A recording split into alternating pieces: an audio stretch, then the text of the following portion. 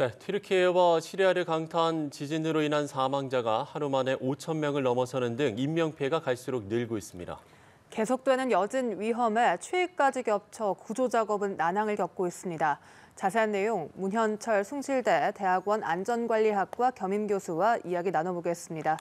교수님, 어서 오십시오. 네, 안녕하십니까. 예. 자, 처음 발생한 본진의 규모 7.8입니다. 일단 이 7.8의 강진 어느 정도 위력의 지진이라고 보면 되는지부터 좀 짚어봤으면 좋겠습니다. 네, 아주 쉽게 설명한다면요. 예. 히로시마 원자 폭탄의 32개 규모의 에너지다. 이렇게 설명하면 되겠고요. 네네. 뉴욕시 전체가 4일간 사용할 수 있는 전력량에 맞먹는다. 이렇게 이해하면 되겠습니다. 예. 엄청난 규모의 에너지죠. 그 2017년 경북 포항에서 발생을 했던 지진 같은 경우가 규모 5.4였잖아요. 이거와 5.8, 예, 5.8이었군요. 예. 이거와 비교하면 지금 한 두 단위의 더 강한 지진이잖아요. 그렇습니다. 이제 한 단위가 올라갈수록 예. 계산법에 의해서 기하급수적으로 에너지가 커져가는데요. 이 정도 규모의 문제는 저 뒤에서도 논의를 하겠지만 예. 이제 가장 큰 문제가 사상자가 많이 발생하는 이유들은 이제 건축물입니다. 왜냐하면 땅이 흔들리면서 네네. 그 큰 에너지들이 다 건축물로 전달이 되기 때문에 네. 이 건축물이 도대체 어떤 구조를 가지고 있냐에 따라서 그 사상자의 숫자가 달라진다. 이렇게 진단할 수 있겠습니다. 예. 네. 튀르키예가 원래도 이렇게 강진이 자주 발생하는 국가였습니까? 그렇습니다. 우리가 그 보통 지진을 얘기할 때 그 단층 그 층 구조론, 판 구조론으로 설명을 하지 않습니까? 그렇죠. 근데 이곳에는 뭐 4개 이상의 판이 응집되어 있는 곳입니다. 예. 아라비아, 인도, 유럽, 또 유라시아 판이 4개가 이렇게 밀고 있는 그런 곳이기 때문에요. 그 전문 기관에서는 1년 전부터 강진이 온다라고 예고를 했었습니다. 예. 2015년에 있었던 네팔 지진의 경우에도 7.8의 강진이었는데 그때도 지진 전문 기관에서 계속적으로 강진이 온다고 예고를 했습니다. 그런데 그 마지막 경고한 날로부터 며칠 안 돼서 네팔 지진이 일어났어요. 네네. 그런데 우리 지금 이번에 튀르키예 지진도 한 1년 전부터 계속 경고가 나왔는데 그게 사실일이 맞았다라고 하는 것입니다. 예. 그 이번 지진이 그동안 대규모 지진이 뭐 앞서도 이제 단층 이야기를 해주셨습니다만 이 동아나톨리아 단층에서 처음 발생한 대형 지진이라고 하는데 이 아나톨리아 단층대가 지진이 발생한 이후 잇따라 여진이 뒤따르는 게 특징이라고 하던데 이게 맞습니까? 그렇습니다. 본진이 발생하고 나면 그 엄청난 에너지가 다른 단층대에 영향을 주기 때문에 계속적으로 여진이 나타날 수가 있고요. 예. 특히 이 지역은 앞에서 말씀드렸던 것처럼 4개의 단층대들이 서로 이렇게 밀고 있다 보니까 훨씬 더 큰 규모의 여진이 발생할 수가 있다. 이렇게 얘기할 수가 있는 것이고요. 이 또 아나톨리아 단층들이 또 이렇게 밀려가고 있는 상태에서 발생된 지진이다 보니까 그 여진의 여파가 훨씬 크다. 이렇게 진단할 수가 있겠습니다. 네. 그런데 보면 이 진앙이 여진과 처음에 일어난 강진이 진앙이 좀 거리가 있어서 이게 여진이냐 아니냐 별개의 지진이냐 좀 시각이 다르기도 하더라고요. 네. 어떻게 분석하십니까? 네, 그 여진이라기보다는 별개의 지진이라고 보는 것이 맞다고 저는 평가를 하고 있습니다. 다른 전문가들도 그렇게 판단하시는 분들이 많은데요. 왜냐하면 이제 그 첫째는 거리도 있고 또 그 단층대가 판들이 조금 그 다른 그런 위치에 있기 때문에 이것은 별개의 그 좀 지진으로 보는 게 맞다. 또 규모도 그렇고 거리도 그렇고 여러 가지를 종합해 봤을 때는 여진이라기보다는 별개의 지진으로 보는 것이 맞다. 아마도 또 다른 별개의 지진이 또 발생하지 않나 이렇게 조심스럽게 예측이 됩니다. 예, 그렇군요. 앞서 이제 건물 이야기를 해주셨는데요. 이번에 피해가 컸던 이유, 아까 이제 건물을 이야기해 주셨잖아요. 어떤 좀 원인이라고 보시는지요?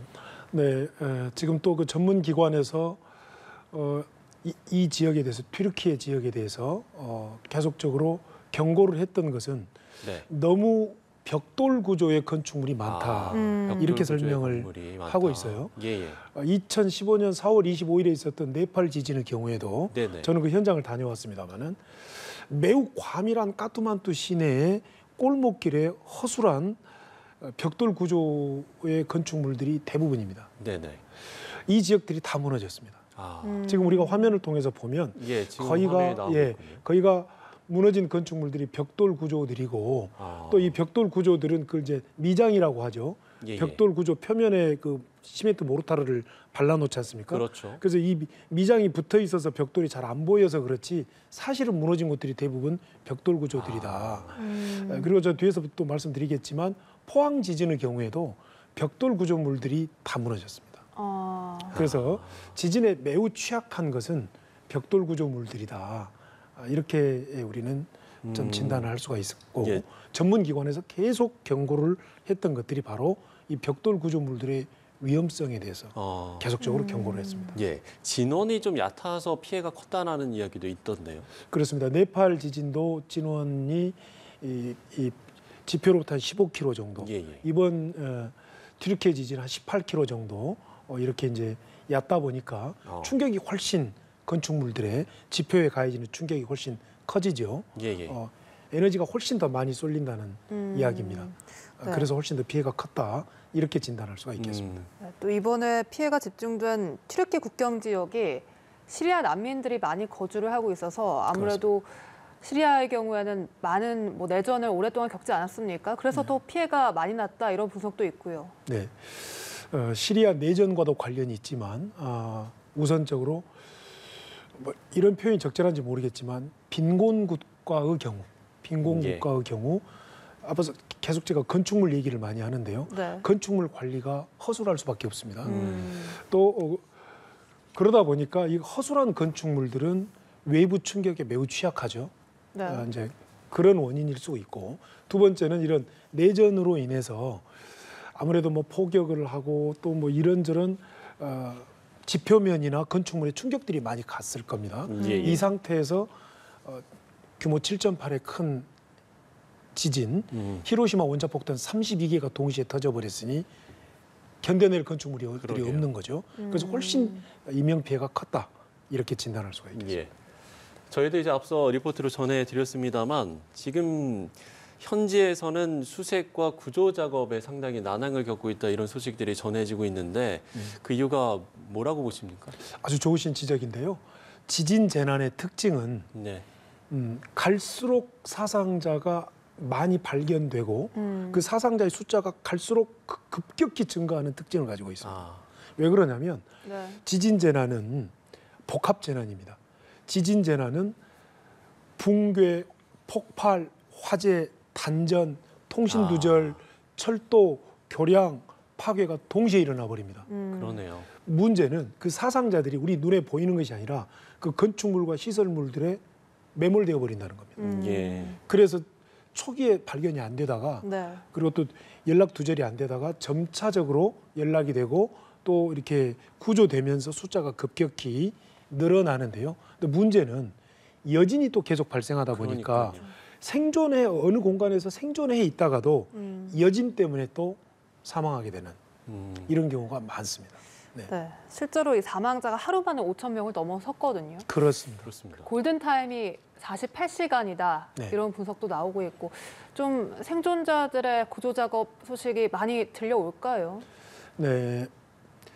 생존자의 구조 소식들이 많아질 수 있으려면 네. 예, 예. 역시 붕괴되었지만 그 건축물들이 좀 견고하다면 공간들이 많겠죠. 네. 그런데 저렇게 허술한 건축물들, 벽돌로 되어 있는 허술한 건축물들은 역시 붕괴되어 있어도 예, 예. 생존 공간이 있을 확률이 매우 낮습니다.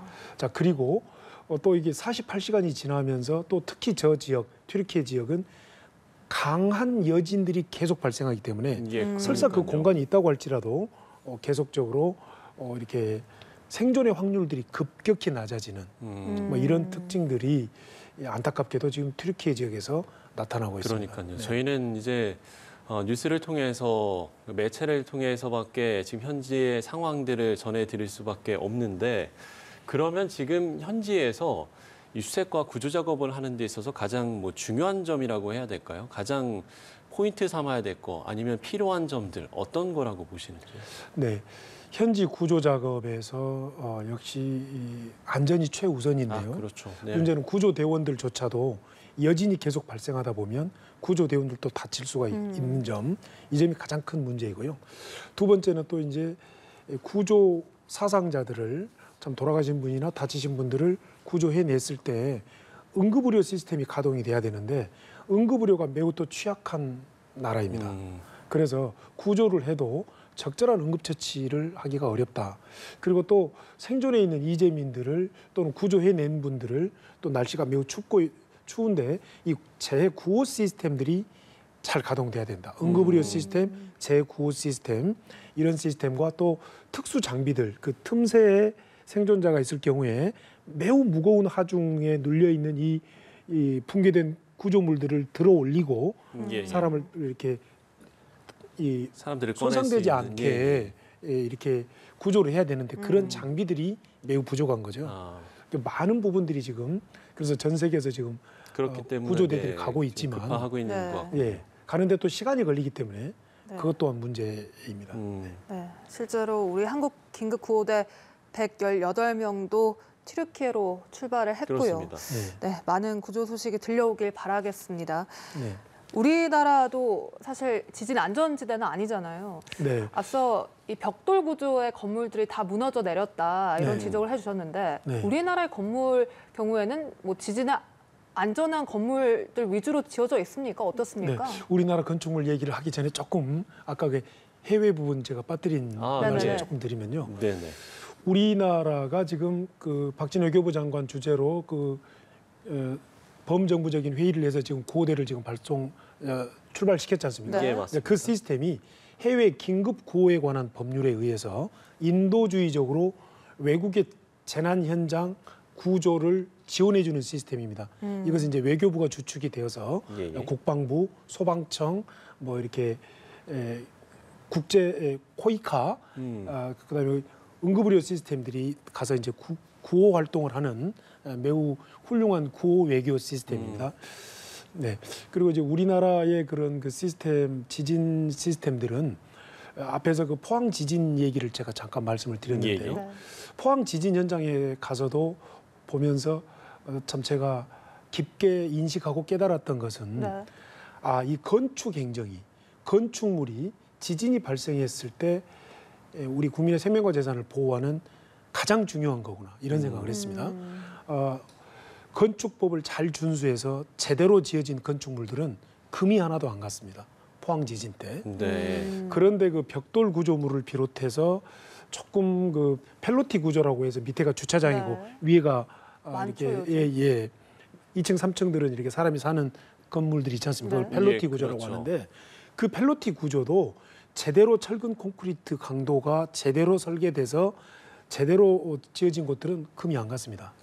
근데 그 강도를 지키지 않고 철근 콘크리트가 제대로 그 강도를 유지하지 못할 때 그게 깨지고 금 가고 그랬다는 얘기죠. 그래서 우리나라도 이 내진 설계를 비롯해서 예, 예. 이 철근 콘크리트의 튼튼한 구조물의 건축물들이 우리 만약에 지진이 발생했을 때 우리의 생명과 재산을 보호하는 매우 중요한 그런 사회 인프라다. 건축물을 사회 인프라다라고 생각하는 국민의 생명과 재산을 보호하는 인프라다라고 생각하는 인식 전환이 매우 필요하다라고 저는 주장하고 싶습니다. 예. 내진 설계가 안 되어 있다고 한다면 건물을 아예 새로 지어야 하는 겁니까? 아니면 건물을 뭐 추가적으로 보수라든지 이런 걸로도 어느 정도의 좀 내진이 가능한 그런 건물이 될 수 있는 겁니까? 네, 이제 그 건축 전문가들의 얘기에 의하면요. 예, 예. 내진 설계가 안 돼 있는 건물에 대해서 어떻게 할 것이냐 아주 좋으신 질문이에요. 예. 방법은 그러니까 두 뭐 가지입니다. 새로 지어야 되는 건가? 예. 이게 이제 궁금할 수도 있을 것 같아요. 방법은 두 가지입니다. 노후된 건축물은 신속히 철거하고 내진 설계를 갖추어진 건축물로 건축을 하고 그러나 노후는 아닌데 또 그렇다고 해서 철거하기에는 아직은 건축물의 그런 수명이 충분히 남아 있다고 한다면 내진을 보강하는 방법들 이렇게 두 가지 방법으로 문제를 해결할 수가 있겠죠. 그러나 이제 이 내진 설계와 관련해서 이미 우리 이제 건축법은 많이 보강이 되어서 내진 설계를 반드시 일정 규모 이상의 건축물에 대해서는 내진 설계를 하도록 되어 있습니다. 이제 그런데 문제는 말이죠. 앞에서 계속 강조드리지만 벽돌 구조물을 지향하도록 해야 된다라고 하는 것과 또 현대 건축물들이 그 미관 같은 것들을 많이 그 건축 디자인을 중시하다 보니까 외벽을 유리로 많이 지금 시공을 하고 있어요. 예. 그런데 이런 유리 구조물들은 역시 이 큰 에너지, 큰 흔들림이 온 경우에 깨질 수가 있지 않습니까? 이 유리 파편들이 그냥 비 오듯이 밑으로 쏟아지죠. 이것도 위험할 수가 있는 거다. 이런 측면에서 본다면 우리가 지나치게 건축물 외장재를 이렇게 유리 구조물로 하는 것은 좀 지양해야 되지 않냐. 또 이런 진단도 하고 싶습니다. 그러면 내진 설계만 잘 돼 있다면 이런 7.8의 강진에도 잘 버틸 수가 있는 겁니까? 어느 정도의 강도까지가 버틸 수가 있는 겁니까? 예. 강도가 뭐 9, 10이 넘어가 버리면 이제 그건 뭐 어떻게 할 수가 없겠죠. 그러나 지금 튀르키예 지진의 경우에도 견고해 보이는 건축물들이 보이지 않습니까? 네. 이렇게 지진 현장에서 바라볼 때 건축물을 그 어떤 강도를 잘 유지할 수 있는 건축법을 잘 준수한 그런 건축물들은 어느 정도 지진까지는 충분히 견디어냈다라고 하는 점에서 이제 분명한 점은 벽돌 구조물들 그리고 매우 지반이 취약한 구조물들 그리고 기둥과 보가 매우 강도가 낮은 오래된 건축물들은 정말로 위험한 폭탄과 같다. 저는 뭐 이렇게 진단하고 싶고요. 이 그 튀르키예 지진을 통해서 우리가 건축물들을 한번 되돌이켜 보는 이런 시간이 돼야 된다. 뭐 이렇게 진단하고 싶습니다. 네. 국내 450개의 활성 단층이 있는 것으로 알려져 있고 이에 대해서 전수조사를 2041년까지 마무리할 계획이라고 전해지고 있는데 활성 단층에 대한 조사를 조금 더 빨리 서둘러서 해야 된다라는 목소리도 있더라고요. 옳으신 지적인데요. 활성 단층을 쉽게 말한다면 땅속 지도라고 얘기할 수 있습니다. 네네. 뭐 바닷속 지도는 항해할 때 쓰는 뭐 해도라고 하지 않습니까? 땅속 지도를 하나의 그 사회 인프라로 안전 인프라, 건축 인프라, 또 어떤 건설 인프라로 분명히 자리 잡도록 하기 위해서는 이 땅속 지도, 단층 지도를 완성하는데 빨리 좀 서둘러야 됩니다. 2040년까지 가는 것은 너무 더딘 거고요. 왜 그런고 하니 이미 우리는 2016년에 경주 지진이 있었고 2017년에 포항 지진이 있었습니다. 그런데 이 포항 지진이 우리나라에게 주는 큰 교훈은 지진의 풀 세트를 경험했다는 겁니다. 지진은 반드시 여진이 먼저 오고 본진이 오고 여진이 올 수도 있지만 본진이 먼저 오고 여진이 오는 경우가 대부분인데 포항 지진은 이 지진의 풀 세트, 지진의 일생을 모두 우리가 경험한 겁니다.